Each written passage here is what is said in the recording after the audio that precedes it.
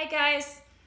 I wish we were all in the room together and just enjoying each other's company, maybe dancing a little bit on a Sunday night.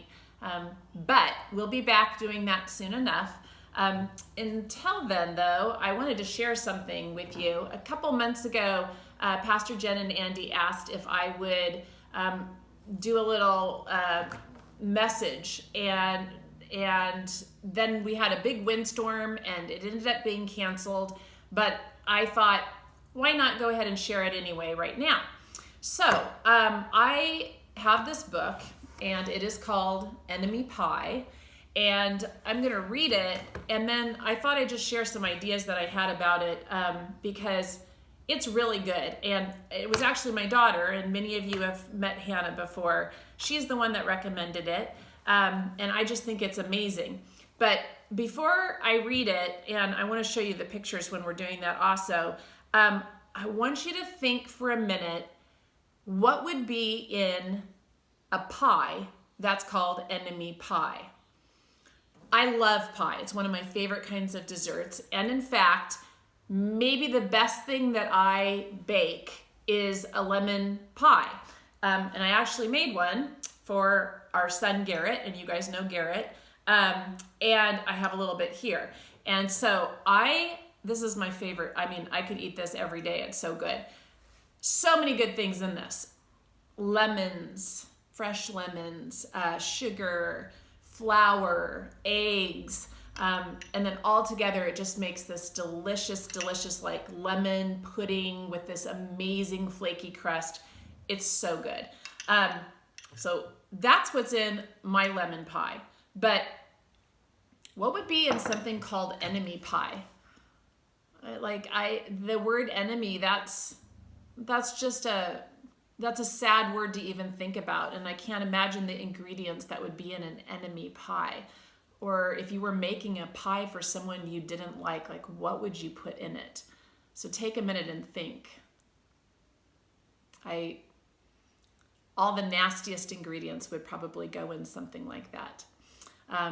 And that's possibly what's going to happen in this book. So we're going to take a few minutes, and I'm going to read the book and show you the pictures, and then I'll share some ideas that I have, and then also a couple ideas that I think God has about this also. All right? So here's the book. Okay, here's our book, Enemy Pie by Derek Munson and illustrated by Tara Callahan King. We have a little boy and it looks like a pie. It says, "For my best enemy." And I already see ingredients I don't like. A worm, to be exact.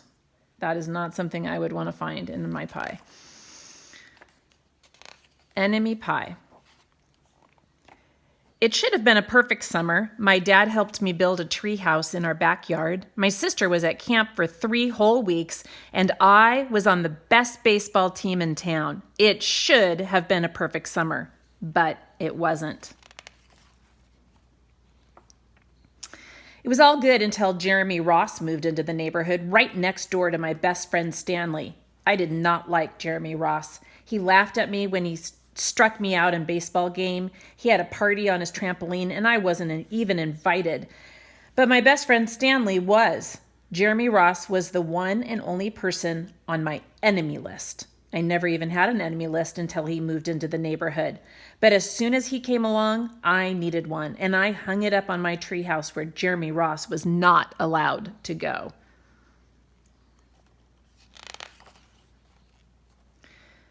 Dad understood stuff like enemies. He told me that when he was my age, he had enemies too, but he knew a way to get rid of them. I asked him to tell me how. "Tell you how? I'll show you how," he said. And he pulled a really old recipe book off the kitchen shelf, and inside there was a worn-out scrap of paper with faded writing. Dad held it up and squinted at it. "Enemy pie," he said, satisfied.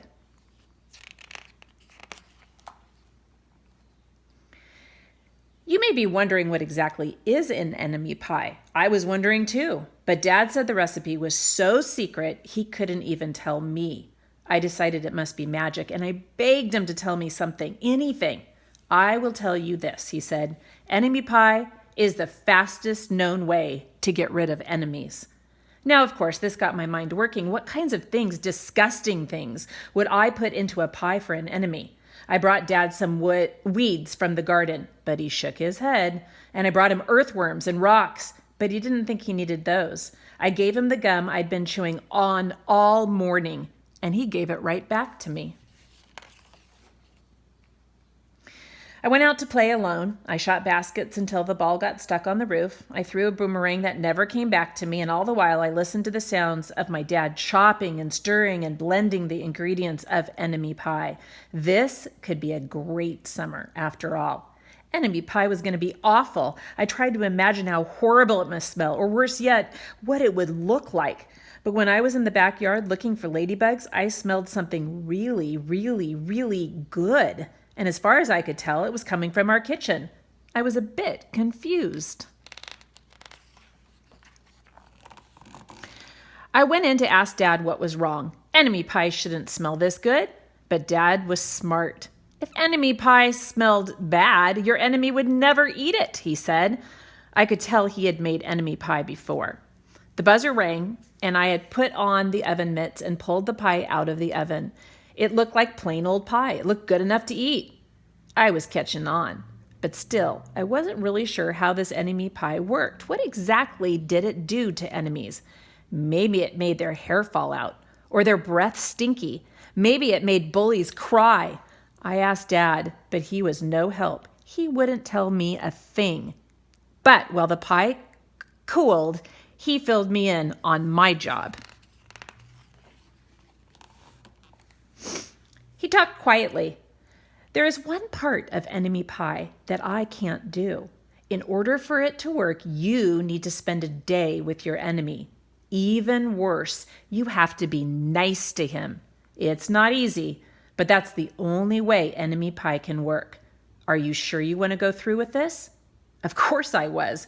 It sounded horrible. It was scary, but it was worth a try. All I had to do was spend one day with Jeremy Ross, and then he'd be out of my hair for the rest of my life. I rode my bike to his house and knocked on the door.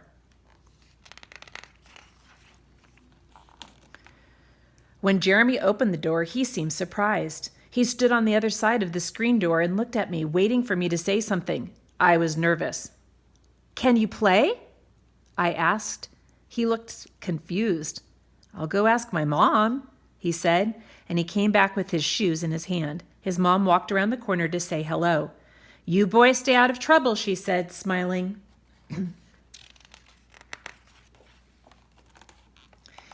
We rode bikes for a while and played on the trampoline, and then we made some water balloons and threw them at the neighbor girls. But we missed. Jeremy's mom made us lunch, and after lunch we went over to my house. It was strange, but I was kind of having fun with my enemy. He almost seemed nice. But of course I couldn't tell Dad that, since he had worked so hard to make this enemy pie. Jeremy Ross liked my basketball hoop. He said he wished he had had a basketball hoop, but they didn't have room for one. I let him win a game, just to be nice. Jeremy Ross knew how to throw a boomerang. He threw it, and it came right back to him. I threw it, and it went over my house and into the backyard.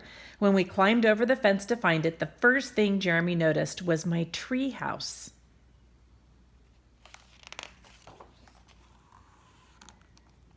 My treehouse was my treehouse. I was the boss.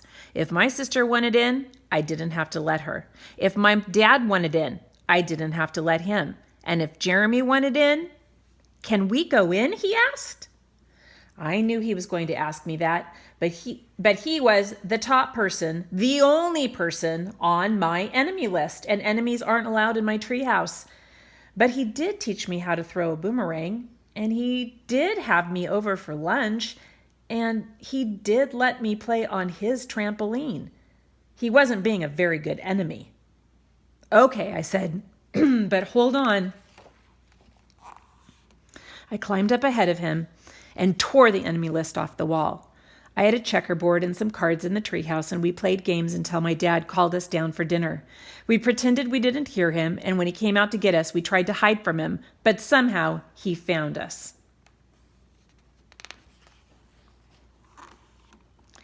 Dad made us macaroni and cheese for dinner, my favorite. It was Jeremy's favorite too.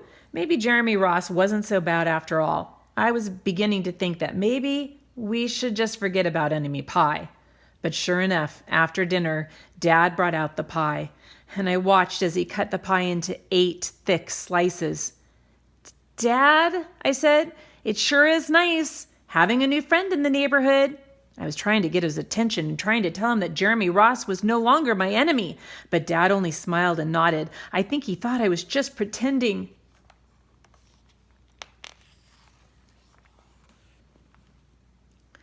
Dad dished up 3 plates side by side with big pieces of pie and giant scoops of ice cream. He passed one to me and one to Jeremy. "Wow," Jeremy said, looking at the pie. "My dad never makes pies like this." It was at this point that I panicked. I didn't want Jeremy to eat enemy pie. He was my friend. I couldn't let him eat it. "Jeremy, don't eat it. It's bad pie. I think it's poisonous or something." Jeremy's fork stopped before reaching his mouth. He crumpled his eyebrows and he looked at me funny. I felt relieved. I had saved his life. I was a hero.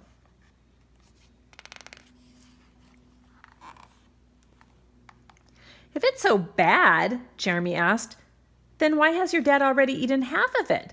And I turned to look at my dad, and sure enough, he was eating enemy pie. "Good stuff," he mumbled through a mouthful.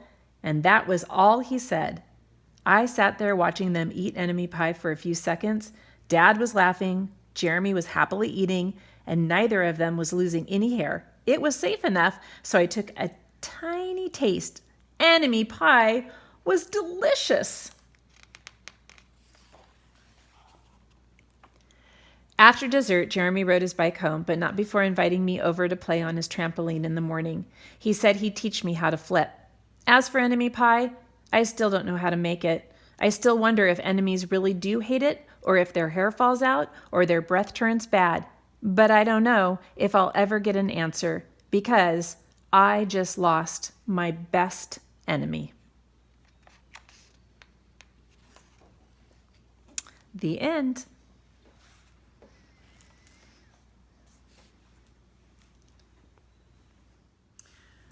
So I really like that book.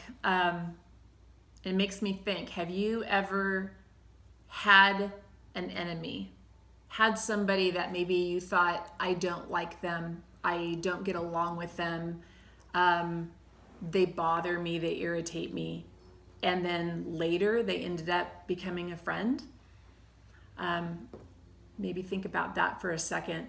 I do think that there's one thing that this book also made me think about, is that if we always treat somebody like our enemy, they're always going to stay our enemy. So it's like the first thing is maybe softening your heart to that and looking at it in a slightly different way. In the Bible, God does say something super specific about enemies, and it's in Luke 6:27 through 31. And the verse is, "But to you who are willing to listen, I say, love your enemies. Do good to those who hate you. Bless those who curse you, and pray for those who hurt you. Do to others as you would like them to do to you." And although the book is called Enemy Pie, and I think it's a good name for the book, I think that this book, more than even talking about enemies, it talks about something else. And that is about judging other people. And that word judging is kind of a big concept. Like when we say, don't judge another person, I don't know if everybody really knows what that means. But I'm going to show you an example that helped me visually to see that. But when we judge someone else, we are looking at them from what we see, or what maybe we've heard about them from the outside. We've not taken the time to get to know the person or even talk to the person directly. And so maybe we are looking at what they wear, or the people they hang out with, or the words that they say, or the words somebody told us they said. All of these are different ways that we look at somebody and we make an assumption, we think something about them before we take the time to get to know them. That's not a good thing. So let's say that you are with a bunch of people at a friend's house. You know some of the people, but you don't know others. And you see somebody that looks just wonderful.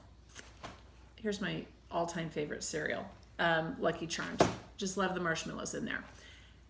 Then at the same party, at the same gathering, you also see somebody that's just kind of simple, like this oatmeal. Plain, simple, and you make some assumptions about these two people. Maybe you look at this person and you think, this is boring.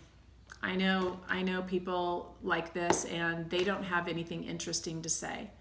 And you look at this person and the way they're dressed and it's flashy and it's cool, or the things that they're talking about seem super interesting, and you make an assumption that, oh, they would make a wonderful friend. But you don't talk to either one of them, so you don't really know what's inside the person until you get to know them and you get to have that like relationship with them.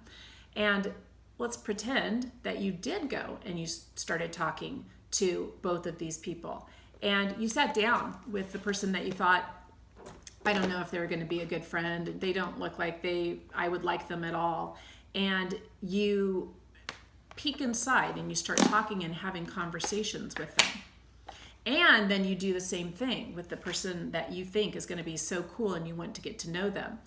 And you peek inside them, you get an idea of what's in their heart, what's in their head, and oh my goodness, it's not as cool as what you thought.